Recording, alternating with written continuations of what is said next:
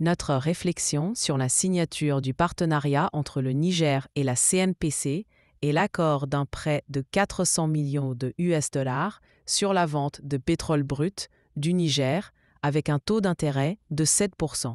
Le partenariat entre la République populaire de la Chine et la République du Niger est un partenariat gagnant-gagnant qui donne des fruits et des résultats éclatants.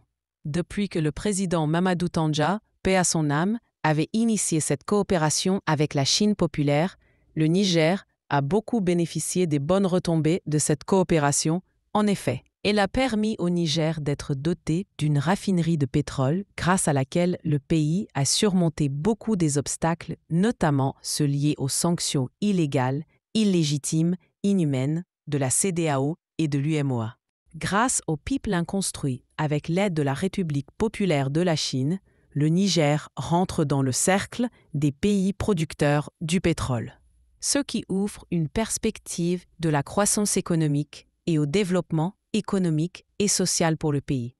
Globalement, nous pouvons dire que la coopération entre la Chine populaire et le Niger est un bon exemple de coopération gagnant-gagnant. Pas d'ingérence dans les affaires intérieures du Niger, ni des intrigues politiciennes. L'avance sur la vente de 400 millions de dollars US, soit 246,6 milliards de francs CFA sur le pétrole brut nigérien à un taux de 7%, permet au Niger d'accéder rapidement à l'argent frais pour faire face efficacement aux charges publiques de souveraineté, à condition d'une utilisation rationnelle des dites. Compte tenu des rapports complexes avec la Banque mondiale et le Fonds monétaire international, sous ordre de certaines puissances mondiales hostiles au Niger.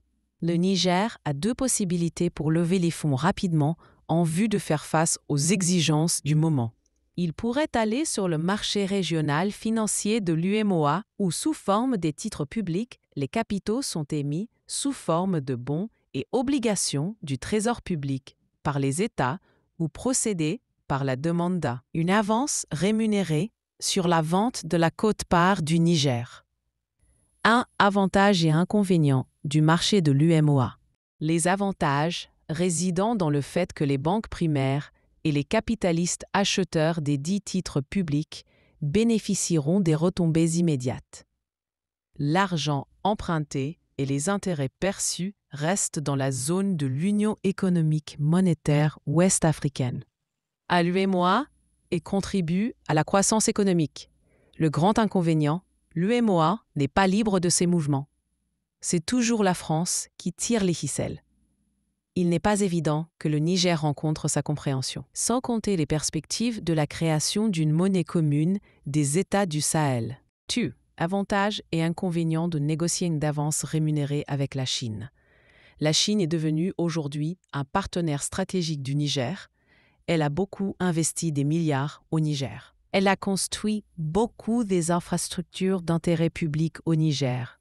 On peut citer les 2 ponts sur le fleuve Niger, le stade général Seyni Kounché, la raffinerie de pétrole, etc.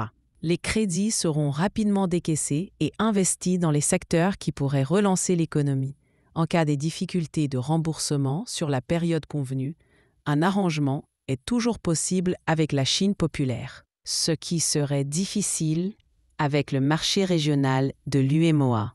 L'inconvénient, l'argent remboursé, 246,6 milliards de francs CFA, plus les intérêts, 17,22, seront rapatriés en Chine. 3. Des critiques sur le taux d'intérêt très élevé, le taux d'intérêt est le coût payé aux prêteurs pour emprunter de l'argent afin de financer un prêt, en plus du montant de prêt ou du capital. Plus le taux d'intérêt est élevé, plus l'on paye très cher sur la durée de la période du prêt. Sauf erreur de notre part, le taux d'intérêt dans la zone UEMOA varie de 7% à 9%, par conséquent, le taux est dans la fourchette admissible. La souveraineté monétaire est un gage de la souveraineté économique et de la souveraineté sur les matières premières. Des dispositions diligentes et utiles se devraient d'être prises dans les meilleurs délais pour pouvoir obtenir la dite souveraineté. La problématique qui se pose Est-ce que les pays membres des États du Sahel ne seront pas victimes de la lenteur observée dans leur retrait de l'UEMOA? Quand est-ce qu'ils décideront de la création effective de la monnaie commune des États du Sahel? C'est l'Afrique qui gagne.